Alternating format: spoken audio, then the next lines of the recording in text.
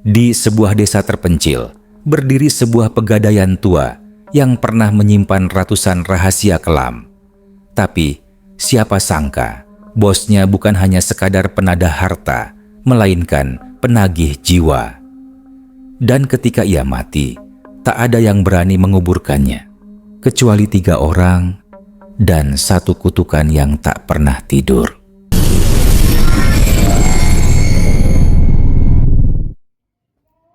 Desa Karangjati, sebuah dusun kecil di pinggiran Jawa Timur, tampak biasa di siang hari. Tapi, penduduk tahu, sejak pegadaian tua itu berdiri kembali 3 tahun lalu, malam hari tak pernah benar-benar tenang. Nama pemiliknya, Pak Sukarman, dikenal warga sebagai mantan pegawai pegadaian resmi di kota. Setelah pensiun dini, ia kembali ke desanya dan membuka tempat gadai sendiri tanpa izin, tanpa prosedur. Anehnya, pegadaian itu tak pernah tutup. Bahkan, tengah malam pun lampunya menyala terang. Gadaian 24 jam, katanya, ujar Bu Marni, penjual gorengan pada suatu sore. Tapi siapa juga yang mau gadai jam 2 pagi? Warga mulai curiga ketika beberapa tetangga yang berutang ke tempat Pak Sukarman mulai mengalami hal aneh. Rumah sering diketuk malam hari. Ada suara sepatu Lars berjalan di depan teras meski tak ada siapa-siapa. Dan yang paling mengerikan, suara laki-laki tua membisik di telinga. Bayar atau nyawa? Pak Sukarman sendiri jarang keluar rumah. Rumahnya menyatu dengan bangunan pegadaian. Dinding kusam, cat mengelupas, dan jendela yang selalu tertutup tirai hitam. Tapi motor tuanya sering terlihat keluar malam, singgah ke rumah-rumah warga yang terlilit utang. Sukarman itu bukan cuma pegadaian, bisik Pak Harto, mantan kepala dusun. Dia itu rentenir, bunganya mencekik. Ada yang gadai motor, ujung-ujungnya rumahnya yang disita. Satu-satunya yang berani mengonfrontasi Pak Sukarman adalah Ustaz Wahid, imam masjid setempat. Pernah suatu Jumat, dalam khutbahnya, ia berkata, harta haram, apalagi dari kesengsaraan orang lain, akan membawa laknat, dunia sampai akhirat. Meski tidak menyebut nama, semua orang tahu siapa yang dimaksud. Tak lama kemudian, Ustaz Wahid ditemukan di depan masjid dalam keadaan pingsan. Katanya, semalam ia didatangi sesosok laki-laki tua berwajah rusak, matanya merah, giginya runcing. "Kau mau mengusik daganganku?" katanya sambil menyeringai. Malam-malam berikutnya semakin ganjil. Pegadaian tua itu mulai mengeluarkan suara-suara aneh selepas maghrib. Tangisan, geraman, bahkan suara orang menggedor-gedor dari dalam. Namun warga tak ada yang berani mendekat. Semua mencapai puncaknya pada malam Jumat Legi saat terdengar kabar Pak Sukarman mengalami kecelakaan. Motornya tergelincir di tikungan dekat kebun bambu. Kepalanya pecah. Ia meninggal di tempat. Orang-orang awalnya mengira ini akan mengakhiri semua keanehan. Mereka salah besar. Jasad Pak Sukarman ditolak warga untuk disemayamkan di masjid. "Dia sudah menyusahkan banyak orang," kata salah satu tokoh R2. Bahkan anak-anaknya pun tak ada yang pulang. Akhirnya hanya 3 orang yang mengurus jenazah, Pak RT Darsono, Ustaz Wahid, dan tukang gali kubur, Pak Imron. Mereka bertiga menyaksikan kejadian yang tak akan pernah mereka lupakan seumur hidup. Desa Karangjati masih terdiam dalam ketakutan seminggu setelah pemakaman Pak Sukarman. Meski jasadnya telah dikubur, suasana desa tak kunjung kembali normal. Bahkan terasa lebih buruk. Pemakamannya menjadi pembicaraan hangat. Hanya Pak RT Darsono, Ustaz Wahid, dan Pak Imron, sang penggali kubur yang hadir. Tak ada anak, tak ada kerabat, tak ada tangisan, hanya dingin, sepi, dan tanah yang terasa berat saat ditimbun di atas jasadnya. Pak Imron, yang sudah menggali ratusan liang lahat, berkata sesuatu yang membuat bulu kuduk warga berdiri. "Kuburannya susah ditutup. seolah tanahnya nolak. Baru kali ini saya lihat tanah seperti menolak jasad. Lebih menyeramkan lagi, malam setelah pemakaman, Pak RT Darsono bermimpi aneh. Ia melihat Pak Sukarman duduk di balik meja kayu besar, tersenyum dengan mata membelalak. Di depan meja berjejer puluhan orang desa, wajah pucat dan menangis, menyerahkan surat tanah dan motor mereka sambil memohon belas kasih. Tapi Pak Sukarman hanya tertawa, berkata, "Lirih, bunganya nyawa Darsono, bukan uang." Pak RT terbangun dengan keringat dingin, pukul 2.47 pagi, dan dia bukan satu-satunya yang terganggu. Ustaz Wahid tak lagi memimpin salat subuh. Ia dikabarkan mengurung diri sejak hari pemakaman. Menurut istrinya, setiap malam, tepat selepas maghrib, Ustaz duduk di teras dengan Al-Quran terbuka, membacakan ayat-ayat ruqyah sambil sesekali melirik ke arah bangunan pegadaian tua yang kini kosong. Matanya penuh ketakutan. "Dia datang ke mimpi saya tiap malam," ujar Ustaz Wahid pelan kepada Pak RT saat dijenguk. "Bukan cuma itu, saya bisa dengar suara langkahnya di belakang rumah saya, seperti menggesek tanah kering." Yang paling membuat warga gemetar adalah kenyataan bahwa suara-suara dari dalam bangunan pegadaian itu masih terdengar. Padahal bangunan itu kosong. Malam-malam menjelang subuh, terdengar suara langkah sepatu mengelilingi rumah warga yang pernah meminjam uang dari Sukarman. Tangisan perempuan, kadang lolongan seperti orang merintih, menyayat dari arah gedung pegadaian. Bu Marni, penjual gorengan, pernah mencoba nekat mendekat. Ia hendak membuktikan bahwa semua ini hanya ketakutan kolektif. Tapi baru beberapa langkah dari pagar, lampu di dalam pegadaian tiba-tiba menyala sendiri. Tirai hitam di jendela bergoyang seperti ada yang melihat dari dalam. Dia lari tunggang langgang dan 2 hari kemudian jatuh sakit demam tinggi tanpa sebab. Desas-desus mulai menyebar. Warga yang pernah berurusan dengan Sukarman kini merasa dihantui, bukan cuma oleh rasa bersalah, tapi seolah ada utang yang belum lunas dan arwah rentenir itu menagihnya. Pak Harto, mantan kepala dusun yang dulu sempat menentang keras praktik kotor Sukarman, tiba-tiba ditemukan tak sadarkan diri di belakang rumahnya. Ada bekas goresan panjang seperti cakaran di punggungnya. Ia hanya berbisik lirih saat sadar. Dia duduk di atas lemari saya, matanya merah darah. Kejadian-kejadian ini membuat warga memutuskan untuk bermusyawarah di balai desa. Malam itu, hampir seluruh kepala keluarga hadir, dipimpin oleh Pak RT Darsono. Tak ada yang berani menyebut nama Sukarman secara langsung, tapi semua sepakat ada sesuatu yang belum selesai. "Mungkin ada yang perlu diselesaikan di tempat itu," ujar Pak Imron pelan, suaranya parau. "Kalau dia gentayangan karena belum tenang, kita harus tahu kenapa." Muncul ide dari Pak Wahyu, guru SD setempat, untuk mengajak orang pintar dari luar desa.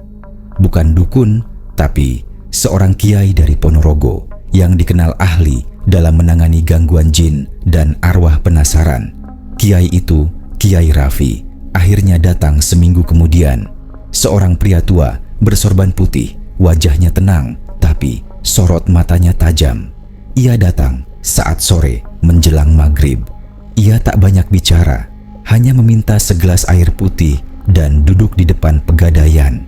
Sebelum adzan maghrib berkumandang, ia berbisik kepada Pak RT. Bangunannya bukan cuma tempat usaha. Tempat ini sudah jadi sarang. Banyak yang terikat di sini, dan yang memegang ikatannya belum mau pergi. Lalu Kiai Raffi berdiri, mengangkat tangan dan mulai membaca ayat-ayat keras. Al-Quran kecil di tangannya bergetar. Angin mendadak bertiup kencang meski tak ada tanda-tanda badai. Dari dalam bangunan terdengar sesuatu terjatuh, keras, seperti meja besar ditumbangkan. Seketika itu juga semua lampu di rumah-rumah sekitar padam listrik mati total. Desa Karangjati kembali gelap. Dalam kegelapan itu, dari dalam bangunan pegadaian terdengar suara tertawa rendah dan bunyi kursi bergeser, seolah Sukarman belum pernah pergi. Sejak kehadiran Kiai Raffi dan kejadian malam itu, warga desa Karangjati semakin enggan keluar selepas maghrib. Anak-anak dilarang bermain sore terlalu lama, bahkan azan Isya hanya didengar dari dalam rumah. Bangunan pegadaian tua itu, yang dulunya menjadi tempat orang terakhir berharap, kini berubah jadi kutukan. Tak ada yang berani melewati depannya, bahkan di siang bolong. Namun misteri kematian Pak Sukarman perlahan terkuak. Kiai Raffi yang menginap 3 malam di rumah Pak RT Darsono melakukan semacam pembersihan spiritual di sekitar lokasi. Pagi hari ketiga, ia berkata kepada Pak RT, Ustaz Wahid, dan Pak Imron yang dipanggil khusus ke rumah, Sukarman bukan hanya menyimpan barang gadai, ia menyimpan dendam, ketamakan, dan perjanjian kotor. Kecelakaannya bukan kebetulan, ada yang menagih jiwanya. Mereka bertiga terdiam. Perjanjian apa maksudnya, Kiai? Tanya Ustaz Wahid dengan suara parau. Kiai Raffi membuka tas tuanya, mengeluarkan sesuatu. Secarik kain kafan kusam dengan bekas darah kering, terlipat rapi bersama potongan kertas berisi aksara Arab gundul dan tanda tangan. Saya menemukannya di bawah meja besar di dalam pegadaian. Meja itu seperti pusatnya. Di sanalah Sukarman biasa menulis, menagih, dan menyegel. Segel? Ulang Pak RT dengan kening berkerut. Dia pernah meminta kekayaan dari makhluk yang bukan manusia dengan syarat akan terus meminjamkan uang kepada yang membutuhkan. Tapi menagihnya bukan dengan uang, melainkan penderitaan, kematian, bahkan keturunan korban akan diburu. Pak Imron yang duduk diam sejak tadi menatap keluar jendela. Ia teringat satu hal yang membuat tubuhnya menggigil. Beberapa tahun lalu, ada seorang pemuda bernama Rudi yang meminjam uang pada Sukarman untuk pengobatan ibunya. Gadai sepeda motor, surat tanah, bahkan perhiasan. Tapi ibunya tetap meninggal. Dan anehnya, Rudi hilang begitu saja sebulan setelah ibunya dikubur. Motornya ditemukan di kebun bambu dekat tikungan tempat Sukarman tewas dalam keadaan rusak, penuh lumpur, dan berlumuran darah, tapi tak ada tubuhnya. Kasus itu ditutup tanpa jawaban. Kini semua mulai masuk akal. Perjanjian darah, harga yang harus dibayar. Kematian Sukarman pun bukan murni kecelakaan. Beberapa saksi diam-diam bersaksi bahwa malam sebelum kematiannya, Sukarman terlihat mondar-mandir di depan rumah warga yang pernah digadaikan. Ia bicara sendiri, marah-marah, lalu menjerit, "Aku tidak mau, aku belum selesai, jangan ambil aku dulu." Dan keesokan harinya, jasadnya ditemukan di jalan, kepala retak, mata terbuka lebar menghadap ke langit. Anehnya, tidak ada luka lecet di tangan atau kaki, hanya kepala yang pecah, seolah ia dijatuhkan dari ketinggian. Tidak ada saksi, tidak ada bekas rem, tidak ada jejak tabrakan. Ustaz Wahid yang mendengar ini langsung menyimpulkan, dia diambil makhluk yang dulu ia jadikan mitra, karena waktunya sudah tiba. Tapi karena dia meninggal sebelum semua hutangnya tertagih, arwahnya tidak diterima. Bumi menolaknya. Pak RT mengangguk. Itu sebabnya tanah kuburnya seperti menolak jasadnya. Kiai Raffi mengangguk pelan. Dan karena pemakaman dilakukan tanpa permohonan maaf, tanpa ada satupun keluarganya yang hadir, rohnya masih merasa memiliki urusan di dunia. Ketiganya terdiam cukup lama, hingga akhirnya Pak Imron, si tukang gali kubur, berkata, "Kita harus datangi kuburnya, bacakan doa, selesaikan apa yang belum selesai." Keesokan paginya, mereka bertiga pergi ke TPU Desa Karangjati, tanpa ramai-ramai, tanpa ritual aneh, hanya membawa air doa, surah Yasin, dan hati yang memberanikan diri.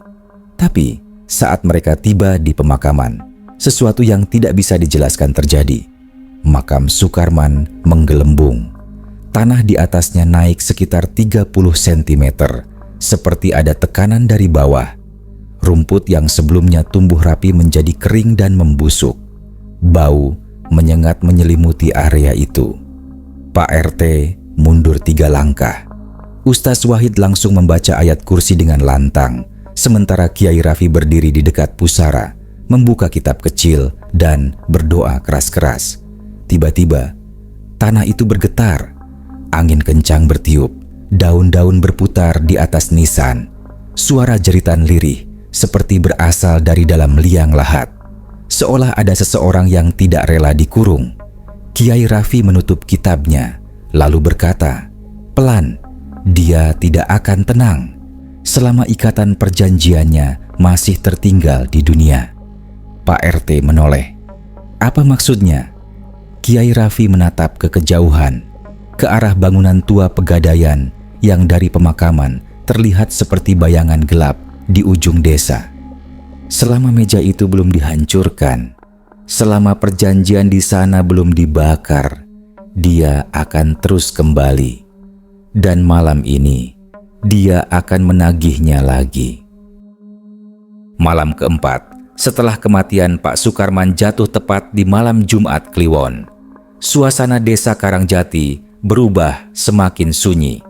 Tidak ada suara jangkrik, tidak ada cahaya lampu di jalan, bahkan angin seakan enggan berhembus. Warga semakin ketakutan.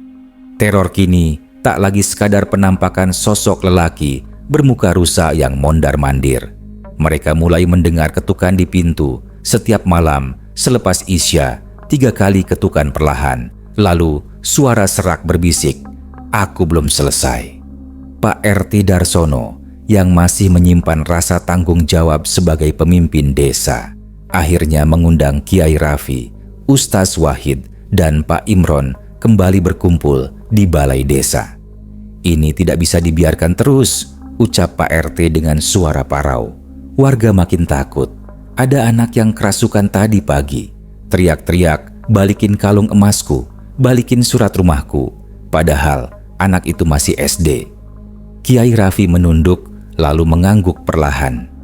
"Sudah waktunya kita ke sana," katanya. "Kemana?" tanya Pak Imron. "Ke Pegadaian itu. Meja tua Sukarman belum dihancurkan. Di sanalah sumbernya.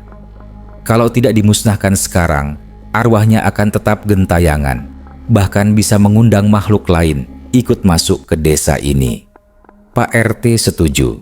Meski seluruh tubuhnya merinding, ia sadar ini harus diselesaikan. Malam itu juga, sekitar pukul 10 malam, mereka berempat menuju bangunan tua Pegadaian. Masing-masing membawa senter, air doa, dan keberanian yang makin tipis. Bangunan itu tampak semakin suram, dindingnya retak-retak, pintunya tergantung setengah terbuka. Tapi hawa dingin yang keluar dari dalamnya bukan dingin biasa. Pak Imron yang berjalan paling belakang sempat mendengar bisikan dari semak-semak.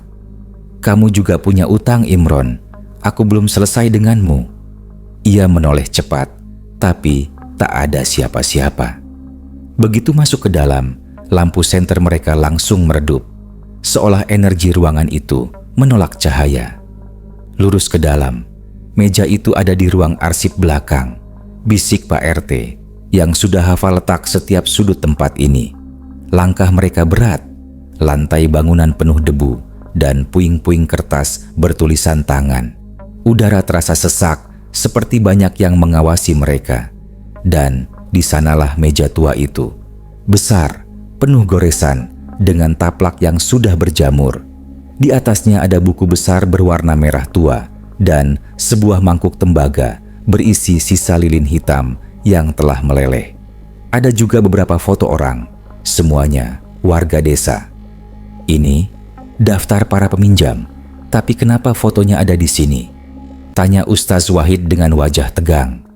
Kiai Raffi membuka buku besar itu. Di tiap halaman Tertulis nama peminjam, barang yang digadaikan, beserta catatan kecil. Bayar dengan darah. Belum lunas, anak sulung jadi tumbal.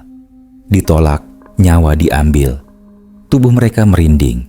Tiba-tiba, meja itu bergetar. Lilin yang sudah mati mendadak menyala sendiri.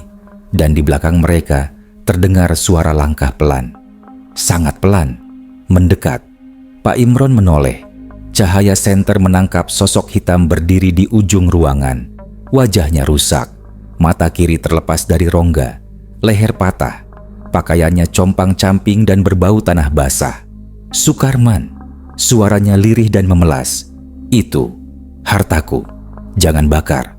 Aku belum selesai. Kiai Raffi berteriak, Allahu Akbar, dan mulai membaca surah Al-Baqarah ayat 255.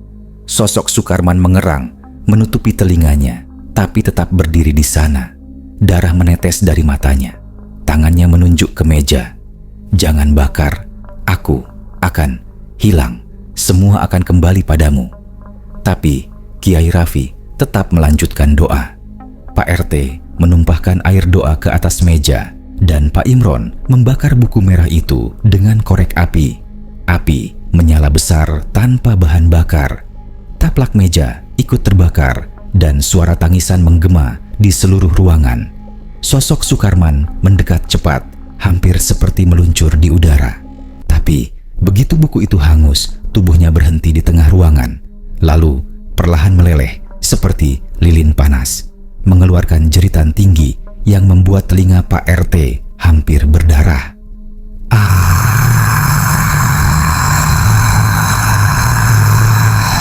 Saat semuanya kembali tenang, ruang arsip itu terasa lebih ringan. Bau busuk menghilang, lampu senter menyala terang kembali. Meja tua itu kini tinggal puing arang dan debu. Tapi sebelum mereka keluar, Kiai Raffi melihat ke pojok ruangan. Ada cermin kecil dan di dalam cermin itu, bayangan Sukarman masih berdiri, menatap mereka dengan senyum kecil penuh dendam. Pagi, setelah pembakaran meja tua Pegadaian, Desa Karangjati terasa berbeda. Udara yang biasanya berat, kini sedikit lebih ringan. Warga mulai berani keluar rumah, meski masih ada ketakutan tersisa. Namun, ketenangan itu hanya berlangsung sementara. Pak RT Darsono yang semula merasa lega, mendadak mengalami mimpi aneh. Dalam tidurnya, ia melihat dirinya berdiri di tengah halaman rumah yang penuh dengan timbangan emas, kalung, dan surat tanah, semua berserakan di tanah berlumpur. Dari kejauhan, suara berat Pak Sukarman terdengar menggeram. Kamu kira sudah selesai? Masih ada yang belum dikembalikan? Pak RT terbangun dalam keadaan sesak napas. Tubuhnya basah oleh keringat, padahal udara pagi itu dingin. Ia merasa seperti baru ditarik paksa dari dunia lain. Tak lama kemudian, Pak Imron datang terburu-buru ke rumahnya. Pak RT, Ustaz Wahid, kerasukan. Mereka bergegas ke rumah Ustaz Wahid. Di sana, beberapa warga sudah berkumpul. Di dalam kamar, Ustaz Wahid meracau tidak karuan. Ia berteriak, tertawa, lalu menangis. Tubuhnya menggigil dan dari mulutnya keluar suara yang bukan suaranya. Kalian pikir kalian bisa menghancurkan warisanku? Aku tidak butuh meja itu. Aku butuh tubuh kalian. Aku akan wariskan kutukanku ke siapapun yang pernah berurusan denganku. Kiai Raffi segera datang. Dengan lantunan ayat-ayat suci, ia menenangkan Ustaz Wahid. Proses ruqyah berlangsung 2 jam hingga akhirnya sang Ustaz pingsan. Setelah sadar, ia menangis. Ada ruangan lain di Pegadaian itu, tempat dia menyimpan barang-barang gadai ilegal. Semua barang itu masih terikat perjanjian. Kita harus musnahkan semuanya, ucapnya lirih. Pak RT mengangguk. Ia tahu mereka harus menyelesaikan semuanya sampai ke akar. Malam harinya, mereka kembali ke Pegadaian. Kali ini, 5 orang. Pak RT, Kiai Raffi, Ustaz Wahid, Pak Imron, dan 1 warga bernama Tirta. bekas pekerja bangunan yang pernah membenahi ruang bawah pegadaian. Dengan membawa linggis dan senter, mereka menuju ruang bawah tanah. Tirta menunjukkan sebuah pintu besi tersembunyi di balik rak dokumen. Pintu itu dipenuhi karat dan dilapisi kunci rantai. Saat dibuka, aroma anyir darah dan bunga busuk langsung menyeruak. Di balik pintu itu, ada ruangan sempit seperti bunker, penuh dengan karung-karung berisi barang berharga, kalung emas, jam tangan mewah, bahkan fotokopi surat rumah dan akta tanah. Semua tertata rapi di rak besi, lengkap dengan tulisan tangan. Tebusan 3 tahun jiwa, diperpanjang jika tidak ditebus. Pengembalian tidak berlaku jika penerima mati. Pak Imron berseru, "Ini bukan pegadaian, ini perjanjian dengan setan." Di tengah ruangan itu ada satu kursi kayu reyot dan di atasnya tulang-tulang manusia terikat rantai. Di leher tengkorak itu tergantung papan kecil bertuliskan, tumbal pertama, Sari, 13 tahun, tahun 1997. Kiai Raffi hampir tidak sanggup berdiri. Ya Allah, ini sudah bukan urusan manusia lagi. Ustaz Wahid mulai membaca doa. Namun sebelum ayat kedua keluar, lampu senter mereka padam serentak. Dari ujung ruangan, terdengar suara rantai diseret. Lalu, jeritan anak kecil, tangis dan teriakan bercampur. Tiba-tiba, tubuh Pak Imron terpental ke dinding. Sesuatu mendorongnya. Pak RT berteriak, "Baca ayat kursi, jangan berhenti." Tapi, semakin keras doa mereka. Semakin keras suara tangisan dan jeritan. Dalam gelap, bayangan tangan-tangan kecil mulai merayap dari bawah rak, menyentuh kaki mereka, menarik celana, meremas jari. Tirta jatuh terduduk. "Ampuni aku Sukarman, aku cuma kerja, aku nggak tahu ada anak dikorbankan." Kiai Raffi lalu membakar bunga kering dan kertas bertuliskan nama-nama tumbal yang ditemukan di sudut ruangan. Api menyala biru dan jeritan menggelegar. "Arageh, itiu, warisanku." Rak-rak besi roboh satu persatu. Karung emas meledak menjadi abu. Kursi reyot terbakar sendiri dan rantai meleleh seperti timah. Dalam kobaran api biru muncul wajah Sukarman, terbakar tapi tetap tersenyum. Belum semua, belum semua. Yang terakhir, ada di antara kalian. Api padam sendiri. Mereka semua terduduk di lantai. Nafas memburu, badan gemetar. Setelah yakin ruangan aman, mereka keluar dan segera menyegel kembali tempat itu. Pagi harinya, pegadaian itu dibongkar total oleh warga atas keputusan bersama. Semua sisa barang dikubur di tanah kosong dekat makam desa dengan doa-doa khusus dari Kiai Raffi. Namun, malamnya, mimpi yang sama datang ke Pak RT.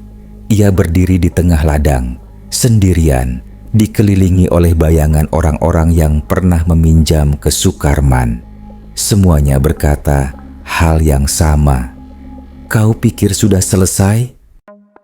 Sudah 2 minggu sejak ruang bawah tanah pegadaian dibongkar dan dibersihkan. Bekas bangunannya kini telah rata dengan tanah dan ditaburi garam serta air doa oleh Kiai Raffi. Warga mulai hidup seperti biasa. Anak-anak kembali bermain di sore hari. Orang-orang membuka warung dan malam tak lagi sekelam dulu. Tapi tidak bagi Pak RT Darsono.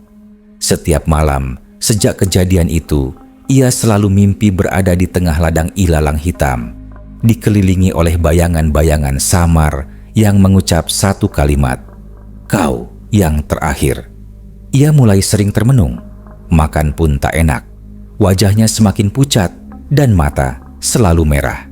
Istrinya khawatir, namun Pak RT tak pernah cerita apa yang sebenarnya mengganggunya. Hingga suatu malam, suara ketukan terdengar dari pintu depan. 3 ketukan, lalu diam. Istrinya membuka pintu, tapi tidak ada siapa-siapa. Di lantai ada kertas bekas pegadaian yang terlipat rapi dengan tulisan tangan Sukarman. Penerima terakhir, Darsono. Pinjaman 10 juta. Tanggal 7 Juli 2003. Jatuh tempo. Kini, Pak RT gemetar saat melihatnya. Ia ingat betul, ia pernah meminjam uang ke Sukarman secara pribadi, bukan melalui pegadaian resmi. Saat itu anaknya sakit keras dan rumah sakit meminta uang muka besar. Sukarman meminjamkan dengan cepat, tanpa bunga. Katanya, tapi di belakangnya ada perjanjian darah. Malam berikutnya, mimpi semakin nyata. Ia merasa berada di halaman rumah sendiri, tapi semuanya sunyi. Tak ada suara jangkrik, tak ada angin, hanya dingin. Lalu, suara rantai. Dari pojok halaman muncul Sukarman, tubuhnya terbakar sebagian, wajah meleleh, tapi mata menyala. Ia menunjuk langsung ke dada Pak RT. Sisa hutang harus dibayar, atau keluarga jadi gantinya. Pak RT terbangun dengan bekas luka bakar kecil di dadanya. Benar-benar ada. Ia langsung menemui Kiai Raffi. "Pak Kiai, saya peminjam terakhir. Saya lupa. Saya pikir itu hanya bantuan pribadi. Tapi ternyata saya bagian dari perjanjiannya." Kiai Raffi termenung. Hutang kepada manusia bisa ditunda, tapi hutang pada perjanjian gelap harus ditebus dengan jiwa. Satu-satunya cara, akhiri garisnya. Garis? Warisan kutukan Sukarman akan terus berjalan selama masih ada sesuatu yang tersisa dari perjanjiannya. Kalau tidak bisa ditebus, harus dikorbankan. Tapi ada satu jalan terakhir. Malam Jumat Kliwon, Pak RT bersama Ustaz Wahid dan Kiai Raffi melakukan ritual terakhir. Mereka kembali ke tempat bekas pegadaian, membawa foto-foto para peminjam, dokumen perjanjian, dan satu kaleng tanah dari ruangan bawah tanah yang dulu. Kiai Raffi memimpin doa dengan keras. Bau kemenyan dan bunga 7 rupa memenuhi udara. Udara terasa berat. Mereka menggali satu lubang di tengah tanah kosong bekas pegadaian, lalu mengubur semua dokumen. Saat penguburan berlangsung, tanah tiba-tiba bergetar. Tanah terbuka sendiri, dan dari dalamnya muncul satu tangan. Tulang terbakar menggapai udara.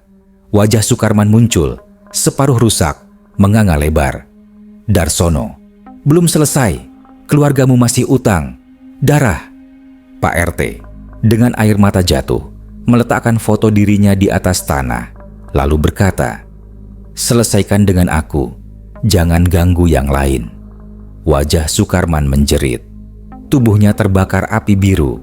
Lubang itu menyedot semua barang yang dikubur, lalu tertutup sendiri. Hening. Ustaz Wahid tak bisa berdiri. Pak RT pingsan. Pagi harinya, warga menemukan Pak RT tidur di beranda rumahnya, tampak damai. Namun, ia tidak bangun lagi. Tidak ada tanda kekerasan, hanya senyum kecil di wajahnya, dan bekas hangus melingkar di lantai tempat ia rebah, seperti lingkaran ritual. Pemakamannya dilakukan cepat, hanya dihadiri keluarganya, Ustaz Wahid, dan Kiai Raffi. Sama seperti Sukarman, warga desa percaya. Pak RT menutup kutukan itu dengan jiwanya sendiri.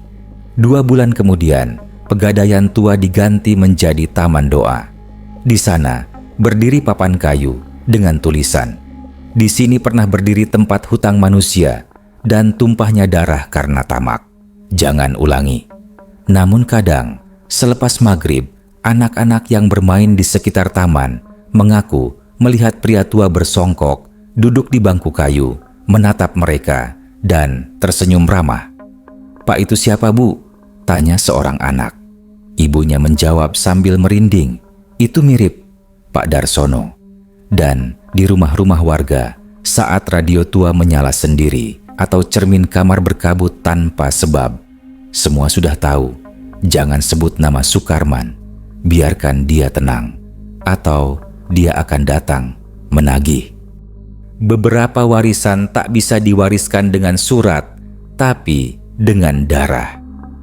Jika suatu hari seseorang menawarkan bantuan tanpa bunga, tanyakan dulu siapa yang akan menagihnya nanti.